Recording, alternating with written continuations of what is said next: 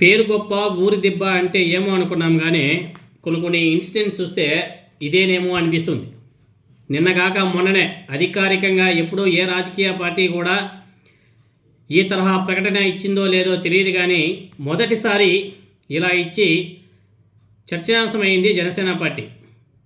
కానీ ఇప్పుడు పాములు పట్టేవారు పాము కాడికే మరణిస్తారనే సామెతలాగానే సరిగ్గా ప్రెస్ నోట్ రిలీజ్ అయ్యి ఐ థింక్ 3-4 రోజులు అయిందో లేదో తెలియదు, కానీ ఐ థింక్ 3 రోజులు అయిందేమో. 3 రోజులు కూడా కాకముందే జనసేన పార్టీ మరో ఎమ్మెల్యే కీచక పర్వం బయటపడిపోయింది. సోషల్ మీడియాలో ఎక్కడ చూసినా అదే వీడియోస్ బీభత్సంగా వైరల్ అవుతున్నాయి. వీడియోస్ ఫొటోస్, ఆ మహిళ మాట్లాడే వీడియోస్ అన్నీ కూడా బీభత్సంగా వైరల్ అవుతున్నాయి. ఇప్పటికే జనసేన పార్టీకి చెందినటువంటి అనేక మంది నాయకులు మహిళల్ని వేధింపులకు గురి చేసి ఉంటే ఉదంతాలు వెలుగులోకి వచ్చే సంగతి మనకందరికీ కూడా తెలిసిందే. తిరుపతి జనసేన పార్టీ ఇన్ఛార్జ్ కిరణ్ రాయల్, అదేవిధంగా శ్రీకాళహస్తి జనసేన పార్టీ ఇన్ఛార్జ్ కోట వినూత ఏ విధంగా మర్డర్ చేసినా మనం చూసాం. ఇలాంటి ఉదంతాలు బోల్డ్ ఉన్నాయి. ఆ పక్కనే సత్యవేడి తెలుగుదేశం పార్టీ ఎమ్మెల్యే ఆదిమూలం గారు, ఆయన ఇంకో వ్యవహారం. తర్వాత గుంటూరు నయం, ఆయన ఒకడు తెలుగుదేశం పార్టీ ఎమ్మెల్యే, ఆయన ఒక రకం.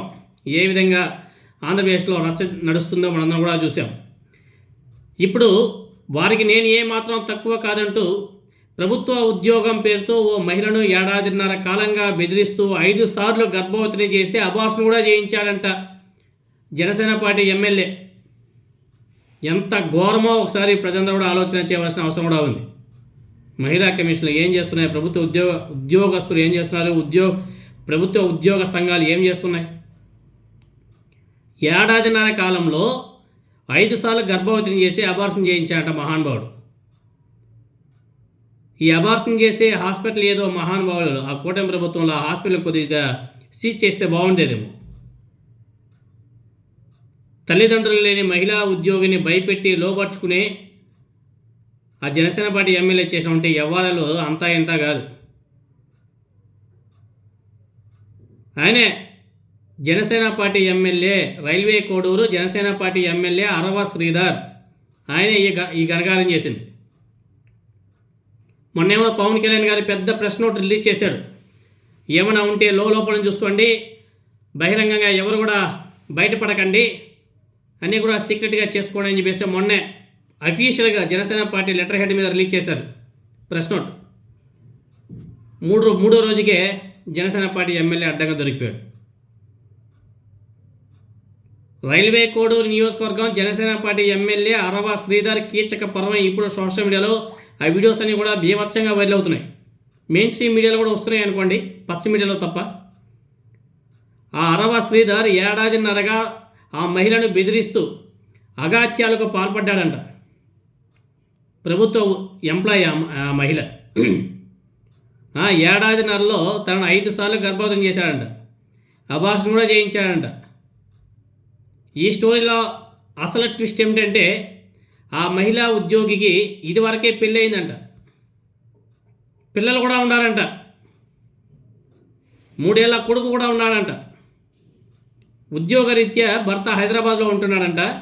అయినా కానీ ఈ జనసేన పార్టీ ఎమ్మెల్యే రాసలీలలో కొనసాగించడం పెద్ద హాట్ టాపిక్గా మారిపోయింది. అంతేకాకుండా తనను పెళ్లి చేసుకుంటానని చెప్పేసి కూడా బలవంతంగా బెదిరించాడంట. అంటే పెళ్లి చేసుకుంటా అని చెప్పేసి చెప్పడమే కాకుండా, పెళ్లి చేసుకుంటానని చెప్పేసి బలవంతం చేయడమే కాకుండా అందుకు ఒప్పుకోకపోవడంతో తన భర్తకు ఫోన్ చేసి బెదిరించాడని చెప్పేసి కూడా బాధితురాలు వాపోయింది పాపం. ఒక వీడియో కూడా రిలీజ్ చేసింది. ఐటీ ఉద్యోగం చేస్తుంటే తన భర్తకి విడాకులు ఇవ్వాలని హుకుం కూడా జారీ చేశాడంట మహానుభావుడు. దాంతోనే వాళ్ళ మధ్య విభేదాలు కూడా తలెత్తాయంట. అంటే ఎమ్మెల్యే పదవిని అడ్డు పెట్టుకొని చెప్పింది చేయాల్సిందే అని చెప్పేసి పట్టుబడడం ఎంతవరకు దౌర్భాగ్యమో ఒకసారి మీ అందరూ కూడా ఆలోచన చేయవలసిన అవసరం కూడా ఉంది. లేదంటే 3 ఏళ్ల బిడ్డ ప్రాణం తీస్తానని చెప్పేసి కూడా హెచ్చరికలు కూడా ఇచ్చాయంట. ఇది ఇంకా ఘోరం అసలు. ఇలా గత 1.5 కాలంగా ఆ జనసేన పార్టీ ఎమ్మెల్యే ఆగడాలు బరాయిస్తూ ఇప్పుడు తట్టుకోలేక పాపం వీడియోలు వాట్సాప్ చాట్లతో సహా మొత్తం కూడా బయటపెట్టడం ఇప్పుడు రాష్ట్ర వ్యాప్తంగా కలకలం రేపింది. ఏడాదిన్నర కాలంగా ఆ విధంగా నరకం అనుభవించిందంటే నిజంగానే ఆ మహిళకు నిజంగానే గ్రేట్. చాలామంది ఏంటి ఈ సమయానికి సూసైడ్ చేసుకొని చనిపోయేవాళ్ళు. ఆమె గట్టిగా నిలబడిందంటే గ్రేట్ కదా. ఎంత దారుణమో చూడండి. ఏమైనా మాట్లాడితే బెదిరింపులు. మరోవైపు కొద్ది రోజుల క్రితమే ప్రెస్ నోట్లో ముఖ్యంగా వివాహేతర సంబంధాల రచన కూడా పార్టీపై రుద్దాలని మార్గాలను అన్వేషిస్తున్నాయి. ప్రజా ప్రయోజనాల దృష్ట్యా ఇటువంటి ప్రచారాలను మనం తీవ్రంగా ఖండించవలసిన అవసరం కూడా ఉంది. రాజ్యాంగబద్ధంగా ప్రజాసేవే పరమావధిగా జనసేన ప్రయాణం అప్రతిహతంగా కొనసాగుతుంది. ఈ ప్రయాణంలో తోడు నీడగా ఉన్న జన సైనికులకు, జనసేన శ్రేణులకు నా కృతజ్ఞతలు అని చెప్పేసి పవన్ కళ్యాణ్ గారు పెద్ద లెటర్ హెడ్లో పేర్కొనడం కూడా జరిగింది. అన్ని వేళలా మనం అప్రమత్తంగా ఉండాలని చెప్పేసి కూడా సూచన కూడా చేశాడు మహానుభావుడు. ఆయన దారిలోనే అందరూ ఆ జనసేన పార్టీకి సంబంధించిన ఎమ్మెల్యేలు, నాయకులు అందరూ కూడా ముందడుగులు వేస్తున్నారు. ఇప్పుడు 3 రోజుల గడవక ముందే పిడుగు లాంటి వార్త బయటపడడం జరిగింది. రాష్ట్రంలో ప్రకంపనలు సృష్టిస్తున్నాయి. వైఎస్ఆర్ కాంగ్రెస్ పార్టీ అయితే తీవ్ర స్థాయిలో ధ్వజమెత్తుతుంది. వైసీపీ నాయకులు బీభత్సంగా ఫైర్ అవుతున్నారు. ఇదేనా మీరు మహిళలకు ఇచ్చే రక్షణ? మీరు మహిళలకు కల్పించే రక్షణ ఇదేనా? ఈ బాధితురాలకి మీరు ఏ న్యాయం చేస్తారు అని చెప్పేసి పవన్ కళ్యాణ్ని, చంద్రబాబు నాయుడు గారిని, నారా లోకేష్ని టార్గెట్ చేసి బీభత్సంగా వైసీపీ నాయకులు కూడా ఫైర్ అవుతున్నారు. వాళ్ళే కాదు, మహిళా లోకం ఫైర్ అవుతుంది. ఆంధ్రప్రదేశ్లో మహిళా కమిషన్ ఆమె కూడా ఏదో ప్రెస్ మీట్ పెట్టి మాట్లాడింది. దీని మీద మేము చాలా సీరియస్గా ఉన్నామని చెప్పేసి. సీరియస్గా ఉంటే సరిపోదు మేడం గారు, సీరియస్గా ఉంటే సరిపోదు.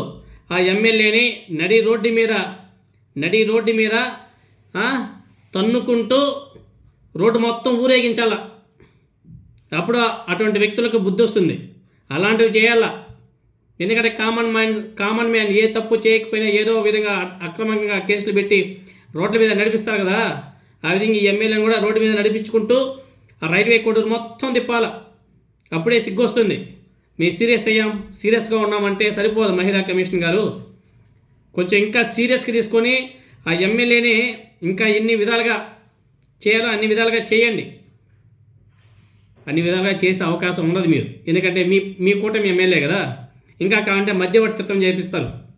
ఏ విధంగా అయితే సత్యవతి తెలుగుదేశం పార్టీ ఎమ్మెల్యేకి అదేవిధంగా బాధితుల మధ్యవర్తిత్వం చేశారు, సేమ్ అలానే ఇక్కడ కూడా కూర్చొని ఆ మహిళను బెదిరించి భయభ్రాంతులకు గురి చేసి ఆ వీడియోస్ అన్నీ కూడా నా తప్పు అయిపోయిందని చెప్పేసి ఉల్టా కావాలంటే ఆ మహిళ ద్వారా మళ్ళీ వీడియో కూడా చేపిస్తారు కావాలంటే. అలాంటిగా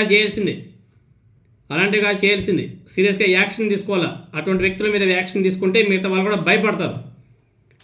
ఆనాడు తిరుపతి కిరణ్ రాయల్ మీద సీరియస్గా యాక్షన్ తీసుకొని ఉంటే, అతన్ని రోడ్డు మీద నడిపించుంటే, అతన్ని జైల్లో పెట్టుంటే ఇప్పుడు ఇలాంటి వాళ్ళు బయటకు వచ్చేవాళ్ళు కదా. మీరు ఆ రోజు అతని విషయంలో సైలెంట్గా ఓడిపోయారు. ఇప్పుడు రోజుకొకడు బయట వస్తున్నారు. ఈ విషయంలోనే సరే ఇప్పటికైనా సరే ఆ ఎమ్మెల్యేని అరెస్ట్ చేసి జైల్లో పెట్టడమో లేకపోతే ఇంకేదో చేస్తే మిగతా వాళ్ళు భయపడతారు. లేదు మా కూటమి ఎమ్మెల్యే కాబట్టి మేమేమైనా చేసుకుంటామని చెప్పేసి లైట్ తీసుకున్నారనుకోండి, ప్రజలు ఎవరు ఉన్నారు వాళ్ళు ఏదో ఒక రోజు గట్టిగా బుద్ధి చెప్తారు.